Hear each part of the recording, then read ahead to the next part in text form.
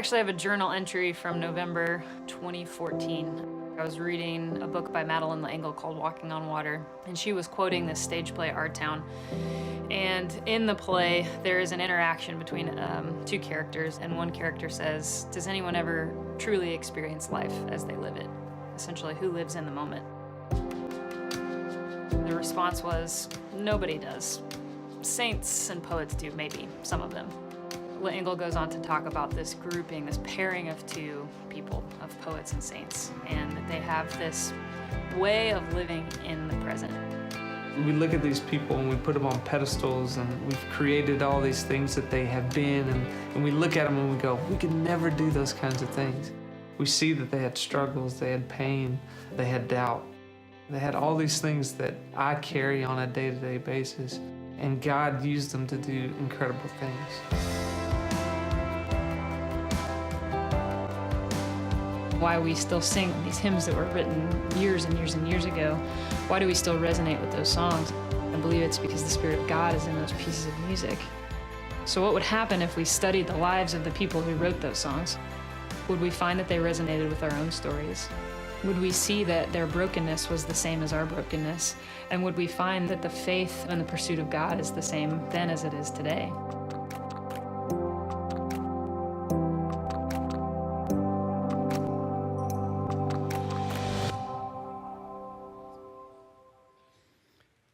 Well, good morning and a warm welcome to our other campuses. My name is Jamie George. My first visit to the chapel was in the 1960s. To be precise, the middle of December 1969. I was a week old. This is really impacting service.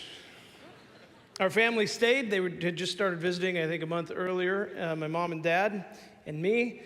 And it wasn't long after that my father came on staff as youth pastor, and then he was, I think, the minister of education, then he was associate pastor, counseling pastor. He's been on staff here for almost 40 years.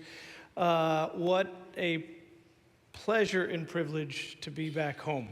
I grew up, thank you. For those of you old timers, I grew up in the era where it was the era of big church productions. So I grew up, we had a Christmas production, and I was the little drummer boy, and then we had a big July 4th thing. There usually were explosions and American flags would unfurl, and I'd be the Vietnam guy. And then there was the Easter thing. I hung on a cross for Easter, but to be clear, I wasn't the guy in the middle. I was the thief, and Ruth Adams was the casting director, so I was the thief that went to hell, just to be clear, the selection, the casting. Just grew up here. I was listening to one of the songs that I think you guys wrote here about, the son's inheritance, the daughter's heritage. I'm one of your sons, so thank you for investing in my life. The chapel was significant in laying the foundation of faith for me, and it is with deep and warm affection that I think about this place. I was on staff here for about 4 years when the Bills used to win Super Bowls, that era. And I moved away, went to South Florida, and my wife and I, we have 4 children. We've been married 25 years next summer, by the way. The people clapping are those who are married. 25 years, come on. We've been married 25 years next summer. We have 4 children. Our boys were born in Florida. Then we had, so they're 20, they'll be 21. A daughter, she was born in Missouri. We lived in the Midwest for about 10 years. She's 17, and then I have a 10-year-old daughter. She was born in Nashville. So we've been in Nashville for 10 years. We moved to Nashville about 10 years ago, compelled with this vision. We wanted to plant a church for the wounded, the skeptical, and the brokenhearted. What we didn't fully understand was that we were planting a church for ourselves. We very much fit that category. And there were 2 values that emerged pretty quickly. The first was, what would it be like to be in a church where you could be honest about your struggles and doubts and questions and express those, along with this wonderful goodness of God, to hold them both. And then the second thing, the other value was, what would it be like to really engage this idea of being co-creators with God, that God has made us to express his love uniquely through who we are. And it wasn't long in the early days of our church we met two people that really embodied these values. The first was a young lady. She just graduated from college, and she'd become our babysitter. And it's the early days of a church plant, and for those of you guys who've been a part of church plants, you know, you're just trying to keep it together. And the guy who was leading worship was out of town. We needed somebody, and everybody's looking around. Who's going to lead? I said, well, I think my babysitter can sing. They're like, well, your babysitter? I said, yeah, let's give her a shot. She taught my daughter the guitar, so maybe she can play and sing. So Leslie Jordan led worship that morning, and we kind of had our minds blown, and we wound up hiring her on staff as one of our worship leaders. And it wasn't long after that I met the other young man you saw on the screen. His name is David Leonard. He was playing with a band called Need to Breathe. He'd come off the road and just said, I just feel like I'm meant to re-engage with the church, and I'm willing to write. And so because we had a church full of wounded and brokenhearted and skeptical people, we needed some songs. And so they began to write these songs, All the Poor and Powerless, Greater You Lord, Rising Sun, Brokenness Aside. And they formed a band called All Sons and Daughters, and then we were just really writing the songs of our people. And pretty soon we found that these songs were resonating across the country and around the world. So we've been writing music and now books and publishing. And so last summer we went to our publisher. We said, hey, we have a really good idea. Leslie came across this line by Madeline L'Engle about poets and saints, and that they're the people who figured out how to really be present. And we just did a series on church history in our church. We think it'd be a really good idea if you would send us to Europe and let us do a research project on the most influential Christians of our faith. Well, they surprisingly said yes, and so off we went last summer. And I discovered something. You know, when it comes to this, a lot of the people who've influenced our faith, both Protestant and Catholic, it's easy to forget what their lives were all about. One Sunday, I got up in front of the church and said, it was St. Patrick's Day. St. Patrick's Day, hey, how many of you will set aside some time today, St. Patrick's Day, to celebrate the fact that he was the first person to take the gospel to an unreached people group without bloodshed and watch a whole culture converted to Christ? How many of you, St. Patrick's Day, will pause for a moment to really celebrate that? There weren't many hands that went up. How many of you will take some time on St. Patrick's Day to wear green and drink beer? I won't tell you how many hands went up.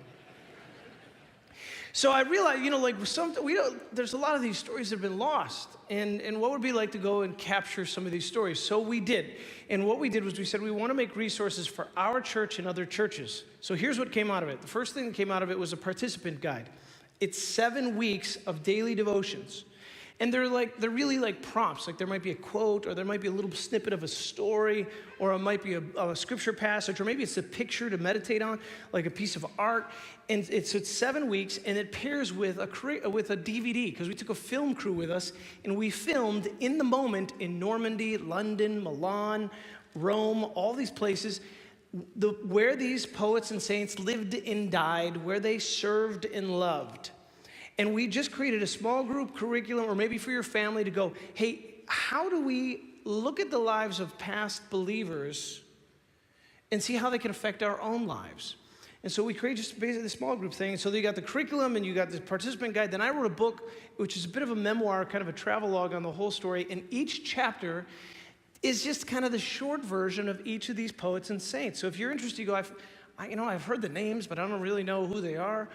And then David and Leslie, they're just incredibly gifted musicians. They brought all these ancient writings and wove them with melodic form into an album. So it's an album full of really ancient writings set to this kind of folk kind of style music that they do.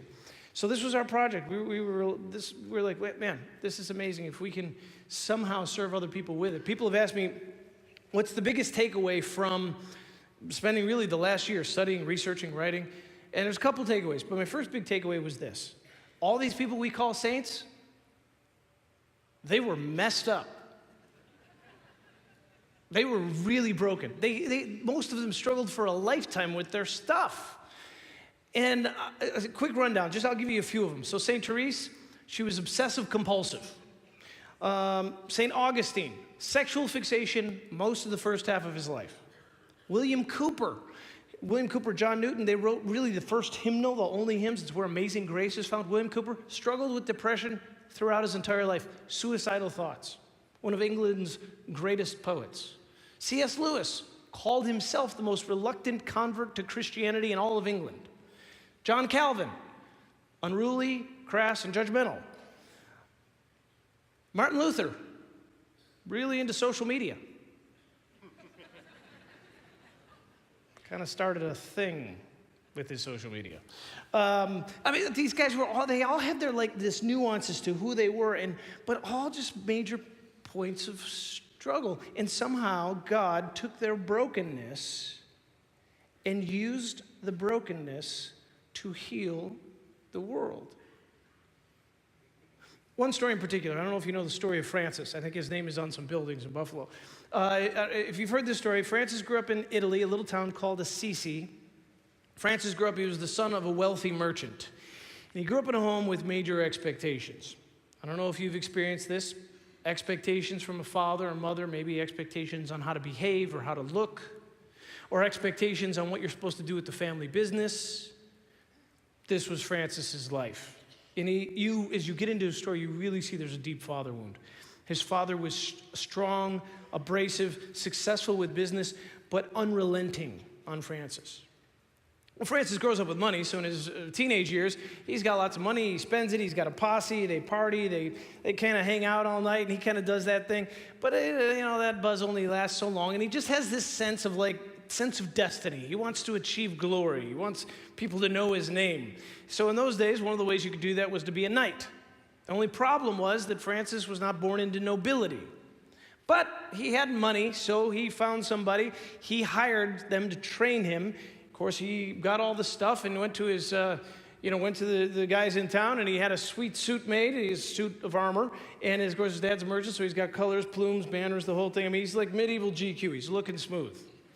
He's pretty excited he's going to be a knight. And in those days, city-states would fight each other. I don't know exactly how it works. Hey, it's time to kill the neighbors, so come on out. And Kenmore and Cheektowaga, hey, that was kind of how it was. We're just time to fight. So the morning would come, it's time to do battle, and Francis had trained. He had his new suit on, he looked good, and he's crisp battalion morning, gets on his steed, and the mothers are out there wiping their eyes, the fathers are banging their chests. These are boys, go, kill the neighbors, and off they go.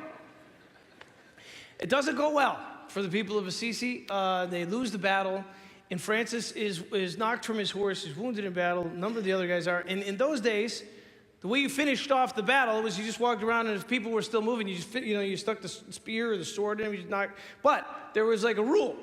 If you're walking around and you're finishing off people and you're killing them, but you see somebody that looks like they got some cash, don't kill them. So, of course, they get to Francis. They're like, whoa, nice suit. So they save him and a couple of the other knights, and they throw him in the dungeon, and they put him up for ransom.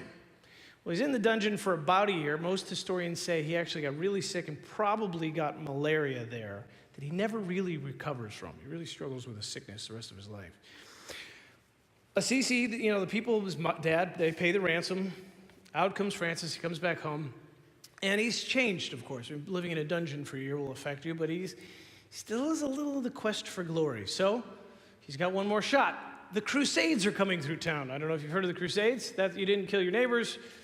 You just killed people that didn't follow Jesus. So they came through town, and they were like, hey, you got any men that can join the Crusades? There weren't a lot left, a handful left, 6 to 8 men.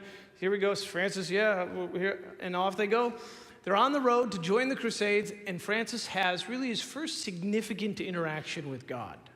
He hears a voice, and there's a lot of detail here, but the long story short is he senses God speaking to him and telling him not to go. Turns his horse around and goes back to town. A little embarrassing.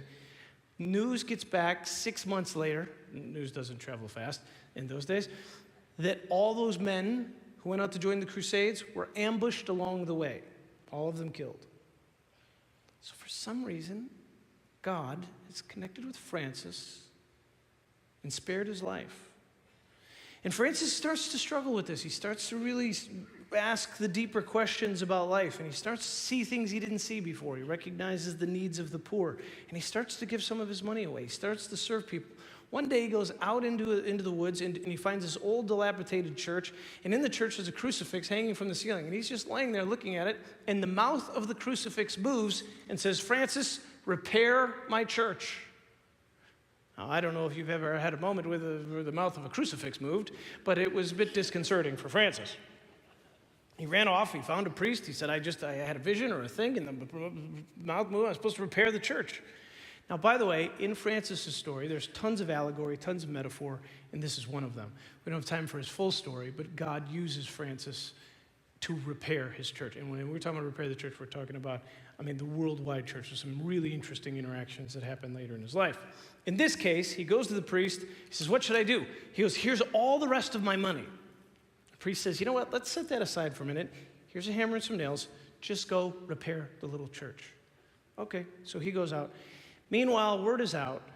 His father has heard that Francis is not only not fulfilling his responsibility to continue on with the family business, but he's giving everything away, whatever he'd been given. And his father's not happy, so his father comes after him. And Francis, in his fear, paralyzed by fear, from the intense expectations of this person in his life, he goes into hiding. He goes into the church, he finds a cellar. Below the cellar, there's a dark hole in the ground. And he climbs into the hole, and he stays there for 30 days, and he won't come out. Somebody sneaks some food and water into him, but he refuses to leave, and he stays in that dark place.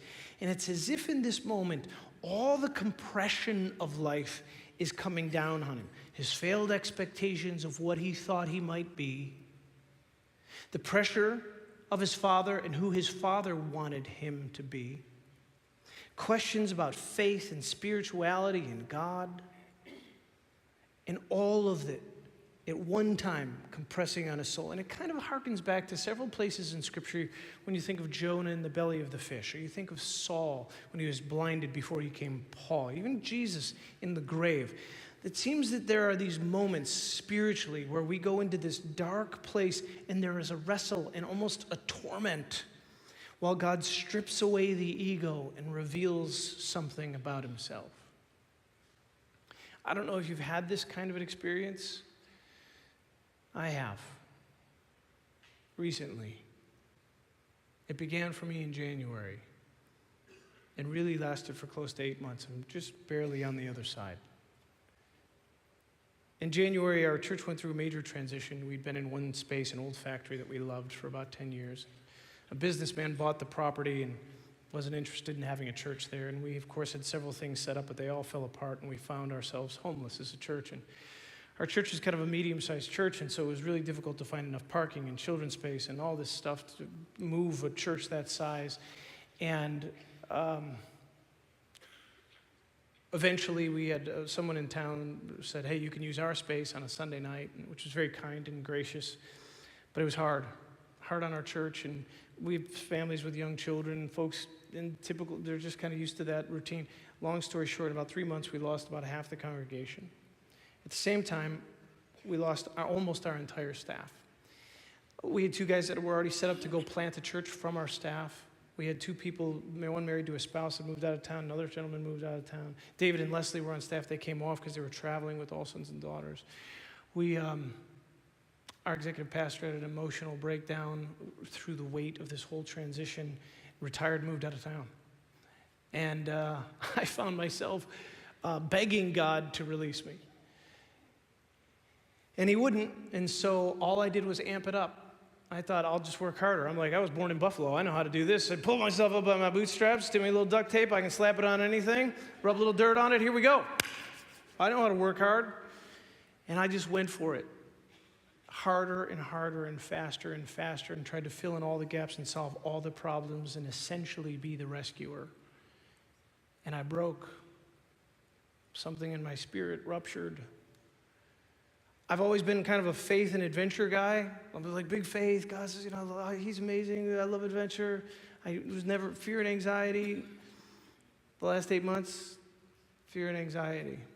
I had friends who had panic attacks, and they would tell me about them, and I never quite got it. I've had panic attacks. And those of you who've been through it, your brain starts to cramp. Everything starts to go dark. You feel like you're going to die. And look, like all the phrases of like, trust God, know God, he's bigger than this, all the things I've taught. It didn't matter. Spiritual truths that are deep and meaningful. What happened? I'm a pastor, right? And here I am locked up in fear and anxiety. God used this whole experience in a number of different ways for our church, but I'll tell you what he did to me. He exposed something in me. He exposed an expectation that really wasn't from anybody. It was a voice that I'd made up that was in my head that I was meant to perform, I was meant to rescue, I was meant to save. Do you know what I've learned about God? God is the God of salvation. Saving is his honor. I don't know if you're wired like me, like being a martyr, or like I can suck it up, I'll do it, take one for the team. If you're wired like that, and there's any of this energy in you, like, hey, I'm there, I have no boundaries, I'll rescue, I'll do what I gotta do, I'll tell you, you can only carry that so far. And God began to carve out my self-sufficiency. For those of you in recovery, the first step is I am powerless to change my circumstances. More than any time in my life, God put me flat. There were times I wished I would die. I wasn't sure if I was going to. There were times I felt hopeless. I wound up going to a counseling thing, and I met this young man from New York City. He's a basketball player, and let's just say he's early on in his faith journey. And he uses very colorful language. He's very creative with his adjectives. And so we did this counseling thing. We'd have a break, and we'd go out and shoot basketball, and so we kind of connected. And toward the end of the week, you know, he'd make comments and stuff, but toward the end of the week, we did this thing where we just encouraged one another. And we kind of sat in a circle, and you'd say just a kind word or affirmation. And he came up behind me. I could tell it was him, primarily by his opening statement, which was, and I'll edit, hey, Jamie, I could still kick your butt in basketball anytime. But I want you to know something. I've watched you. You're kind with people. When will you start being kind to yourself?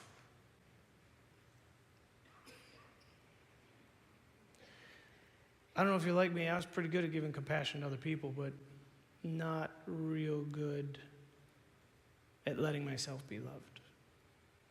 And if you were to ask me, Jamie, what's your other big takeaway from these poets and saints? It's that. Not only were they broken people, but each one of these people, they learned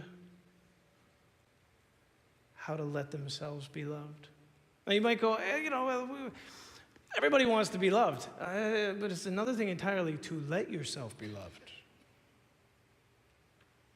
It's really vulnerable to say, I'm not going to make it God unless you're real and unless you're there. And so the first takeaway for me was to know that I am adored. And I want to speak a truth out to you today. And you may or may not be able to absorb this based on wherever you are in your journey, but I just want to tell you something. I want you to hear it from a fellow brother in the faith. You are loved. You are adored. There's no one else like you. You're an endangered species. God created you as one of a kind. And the very thing you might be running from, the shame, the struggle, maybe it's something from it could be years ago. There was stuff, I was bringing up shame from like years ago. There's regrets that lock you up. It could be from 2 days ago. It could be from months ago, whatever the thing is. But can I just tell you this? It doesn't matter. On your best day, you're not good enough for God. And on your worst day, you're not farther than his reach.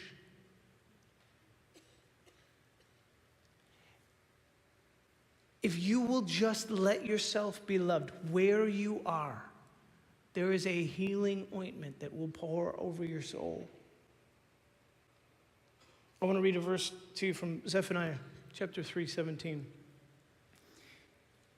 And here are the 3 lines about God. He will rejoice over you with gladness. Now, the God of the universe rejoicing over you. He will quiet you by his love. When I was all amped up in my anxiety, sometimes that was about it. The only thing that could get me quiet and still was his love.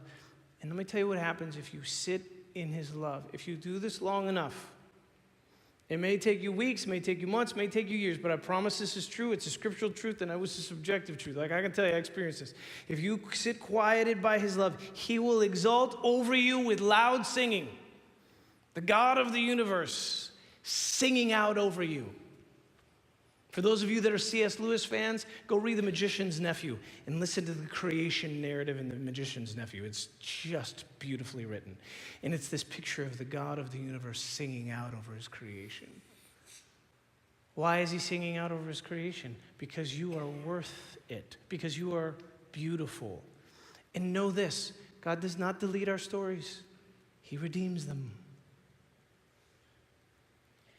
Whatever the thing is in your story that you wish was gone, you wish it wasn't there, and it keeps creeping up, and you go, oh God, just take this away, or I wish it never happened.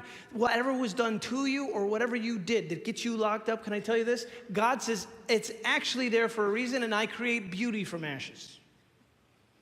And I will take that thing that was awful. Yes, it was awful. Yes, you were victimized, or yes, you were the perpetrator, but I'm gonna take it and make it good. Because that's what I do. I've been doing it for all creation. He's the restorer of all things. Francis seemed to work something out in that darkness because he emerges from that hole a different person. He comes out of the womb of the earth and has a new birth of sorts. There's something about him, he's changed. While he's been in the hole, his father has set up a trial for him. He's called the church together. He wants a trial. He wants to shame his son publicly and get everything that his son has, whatever money, whatever he's taken. And so he calls this trial. Francis comes out of the hole. There's a bishop and a priest waiting for him. They march him into the trial. Before the trial even begins, Francis sees his father. Francis has the money bag from the church that he had originally given, that they had not used, so he kept it. He sees his father. He walks directly to his father. Before the trial even begins, he walks up to him and he said, here, this is what you want. It's yours. And he takes off his tunic, which was all he's wearing, by the way, and he takes that off and puts that on his hands too. He said, there, everything you've ever given me, it is back to you. You no longer own me, and I no longer will respond to your expectations. I have given my life over to another father. And he has saved me and rescued me. By the way, the priest quickly takes his mantle off and wraps it around Francis. And there's a lot of metaphor in all this. There's a mantle being placed from another man. In his truly exposed before his father, he actually finds new life. And in that moment, his biographer tells us he runs out of the church. It's winter. There's 20 degrees. There's 2 feet of snow on the ground. He just takes off, and he goes singing, dancing, talking to animals for about 20 miles, running through the snow in a cape. And I got to tell you something. When you let go of that thing that's holding you back, you stop striving to try and fix it on your own. You stop trying to crush it, suppress it, make it go away. But you go, God, I'm just loved. Irrelevant to my brokenness, I'm loved. Your grace is sufficient. And I can be quieted by your love and listen to you sing over me. Because my story every day is being redeemed. Romans 8:28. Do you know this verse? And we know that in all things, God works for the good of those who love him, who have been called according to his purpose. God's not finished with you. He's not finished with me. I'm recovering, I'm repairing, I'm finding my way. I'm trusting my Father like never before. And I encourage you, if you've never laid it down and given it all to him, would you today? Would you pray with me?